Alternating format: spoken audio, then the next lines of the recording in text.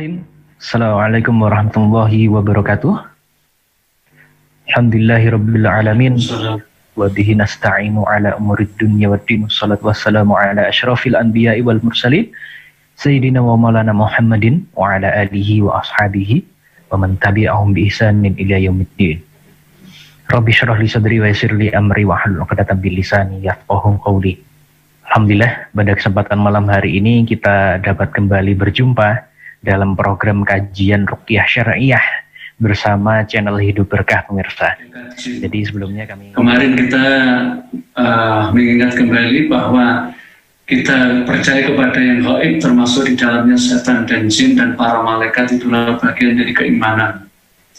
Kemudian bahwa jin setan itu adalah jelas diciptakan oleh Allah, kalau bahwa para malaikat diciptakan oleh Allah dari cahaya, setan dijadikan oleh Allah dari unsur api.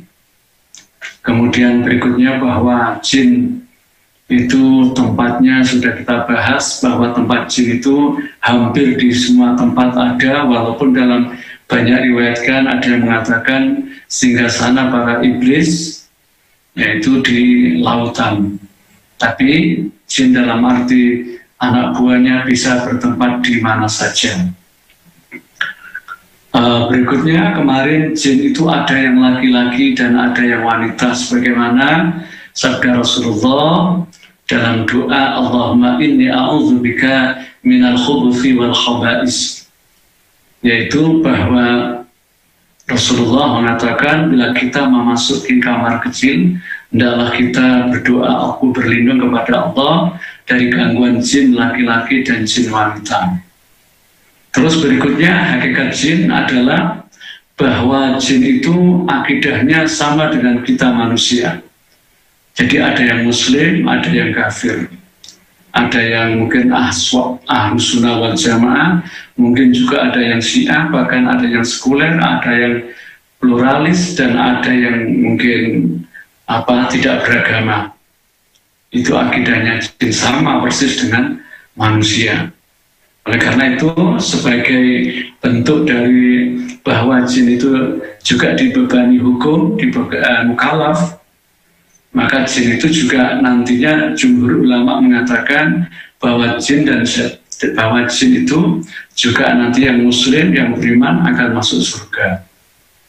Terus kemudian bahasan kita pada kali hari ini, malam hari ini, yaitu bahwa jin itu apakah bisa jin korin itu kita Islamkan. Nah, ini bahasan kita pada malam hari ini lebih fokus kaitannya dengan jin-jin korin.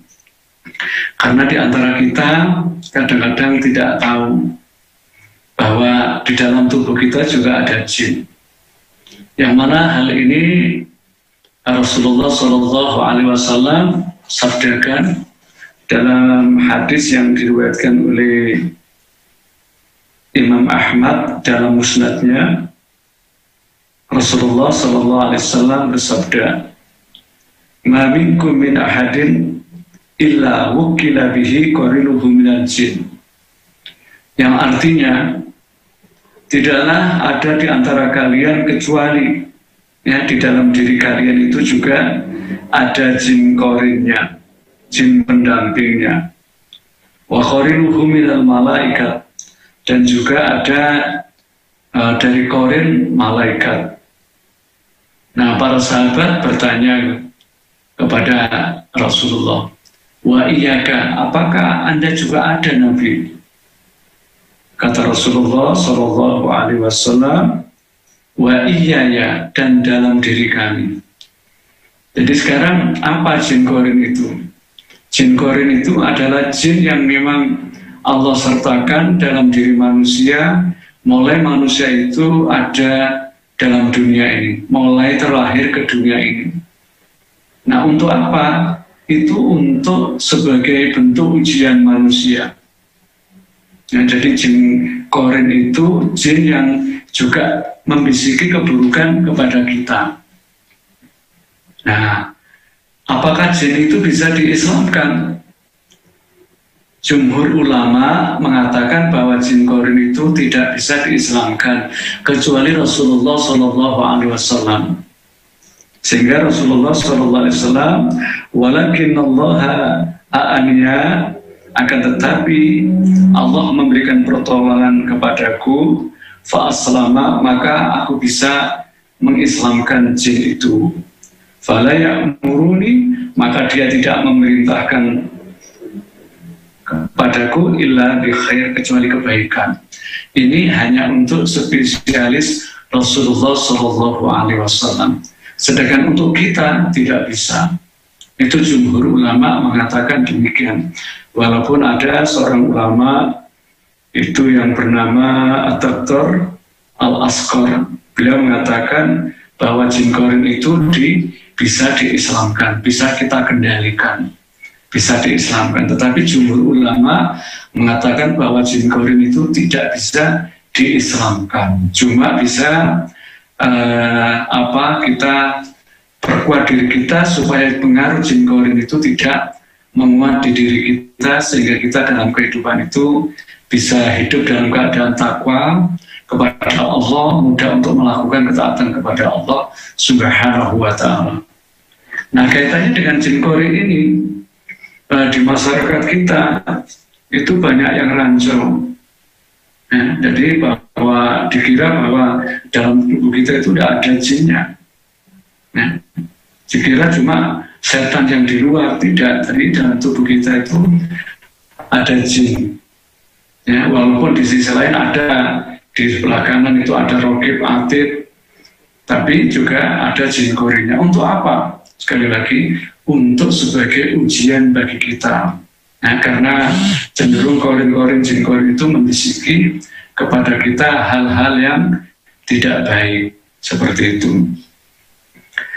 Nah, para pemirsa Hidup Berkah Channel yang dimuliakan oleh Allah Subhanahu wa Ta'ala, kaitan dengan seperti ini di masyarakat kita di Masjid Jawa itu juga ada kepercayaan yang itu tentunya tidak Islami ya. Jadi di kepercayaan Jawa, kita pernah menangani kasus itu, ada seorang di daerah Lamotan, Dampit itu, dia kita diagnosis sering kena gangguan, sering kesurupan, sering kena sihir dan sebagainya.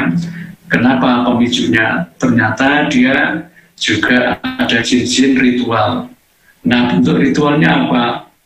Dia mengamalkan ajaran yang kalau orang Jawa bilang itu namanya Islam sejati.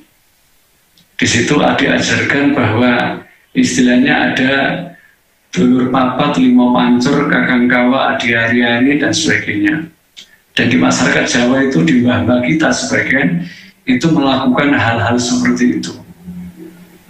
Nah, jadi jin-jin yang itu korinnya, menurut versi mereka, korin yang mendampingi itu dipanggil apa? Untuk supaya membantu kita. Nah, ini ada di masyarakat kita, yaitu di ajaran dulur papat, limo pancur, kakang kawa, adi hari-hari, itu ada. Jadi kita pernah, terus kita tanya, Bapak pada waktu seperti itu apa yang Anda lakukan, Pak? Ya, kalau kita mau makan, kita nyebut ya dulur papat, limo pancur, kakang kawa, adi hari-hari, semuanya disebut. Mau tidur juga seperti itu. Masya Allah, ini adalah bentuk-bentuk kesyirikan ya, di masyarakat kita ada. Nah, kalau seperti itu Allah dikemanakan? Ya, di Allah dikemanakan. Ini kaitannya dengan jin-jin korin. Kenapa kita membahas termasuk apa hakikat jin? Ini perlu kita ungkapkan, kan di masyarakat kita itu banyak kasus-kasus seperti ini. Ya, kasus-kasus seperti ini banyak sekali terjadi, sehingga pada waktu orang itu misalkan ada kasus anak kesurupan dan sebagainya, seseorang kesurupan dan sebagainya, kemudian bapaknya ibunya bilang, ini anak ini bisa sakti seperti ini karena diikuti mbahnya, katanya begitu, dieloi bayi, bahasanya gitu. Nah, seperti ini adalah pemahaman yang salah, dan di masyarakat kita sudah lumrah. Ya karena diikuti bayi, pada waktu kasus-kasus, pada waktu ditangani karena bayi diikuti orang anak atau seseorang, maka dukunnya paranormalnya mengatakan mbahnya minta ini, minta apa? Minta kopi, minta apa? Minta tembakau, maaf minta apa? Minta rokok, minta apa? Minta jari, sampai kalau sekarang itu kebaya, liris, minta ini dan minta itu, dan oleh dukunnya dituruti. Nah, seperti ini. Dan ini banyak, padahal itu bukan seperti itu. Jadi bukan seperti itu. Nah, siapa dia yang masuk dalam dirinya? Itu adalah jin-jin korin leluhur atau jin-jin nasab yang ada dalam diri seseorang. Dan ini banyak sekali. Banyak sekali. Bahkan bisa jadi dia ngaku kiai-kiai tertentu yang sudah almarhum. Ya, kita pernah nangani soal orang Kediri. Pada waktu kita tangani dia kontak. Ya, Pak solusinya siapa ini? Dia nyebut saya ini adalah Gus ini. Nah, ya menyebut nama Gus tertentu. Nah, ya menyebut nama Gus yang terkenal di daerah Kediri sana. Terus kemudian karena kita paham tentang dunia jin lewat Al-Quran, lewat As-Sunnah, lewat ulama-ulama yang lurus, jangan bohong, kamu bohong.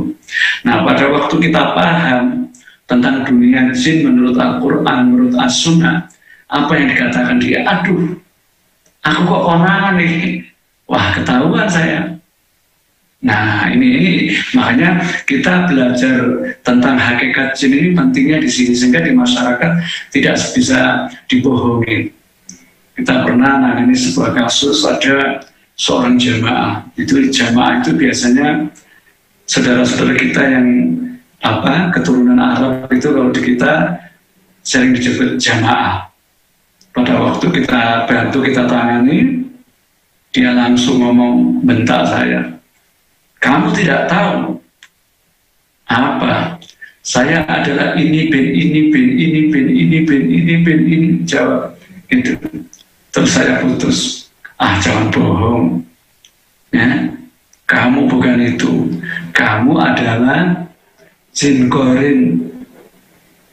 Orang yang kamu masuk ini atau jin tertentu yang tasyakul, ya, yang menyerupai. Kalau bahasa orang Jawa yang mendo-mendo. Dengan itu apa jawab? Aduh, ketahuan saya. Nah, kalau ini nggak paham, di masyarakat kita malah sungkem gini-gini. Padahal dibohongi sama jin. Jadi kasus di lapangan banyak. Ada seorang tertentu jamaah yang tanya kita, Ustaz, bapak saya itu, saudara saya itu sering ziarah ke wali-wali, ya. Perkara ziarah kan tidak dilarang, ya. Ke makam para wali, ke tokoh-tokoh, para ulama, nggak disalahkan. Yang penting tidak salah niat. Yang pertama adalah tadzkiratul maut, ingat mati, bahwa kita semua akan mati. Yang kedua, mendoakan beliau-beliau yang sudah meninggal. Terus yang ketiga, mengambil iktibar dari para ulama-ulama. Nah, kemudian dia bilang, saudara saya itu pada waktu ke Mbah Ampel, Mbah Raden Rahmat di Sunan Ampel Surabaya, dia bilang begini, saya pada waktu sidir itu saudara saya katanya berjabat tangan. Nah, itu tidak benar, ya, itu tidak benar. Kenapa? Karena di dalam Islam itu tidak ada paham reinkarnasi. Jadi kalau sudah mati, ya kembali kepada Allah. Inna lillahi wa inna ilaihi raji'un. Dari Allah kembali kepada Allah. Ya. Jadi tidak ada, walaupun itu maaf sekelas wali. Itu dalam pemahaman kita. Jadi kalau kita paham seperti ini, kita tidak gampang dibohong-bohongi. Itu seperti itu. Jadi kaitannya dengan jin-jin korin itu subhanallah, Masya Allah ya. Jadi jin korin itu kalau sudah nempel pada diri seseorang, itu kaitannya dengan pembahasan kita, bagaimana jin masuk bisa melalui nasab. Jin korin leluhur itu kalau masuk dalam diri seorang itu efeknya bisa ngefek nanti indigo, dejavu, ada punya kemampuan sixth sense, indera keenam dan sebagainya. Dan itu di lapangan sangat-sangat banyak sekali. Jadi sangat-sangat banyak sekali. Seperti itu. Itu akhirnya Rasul kaitannya dengan apa?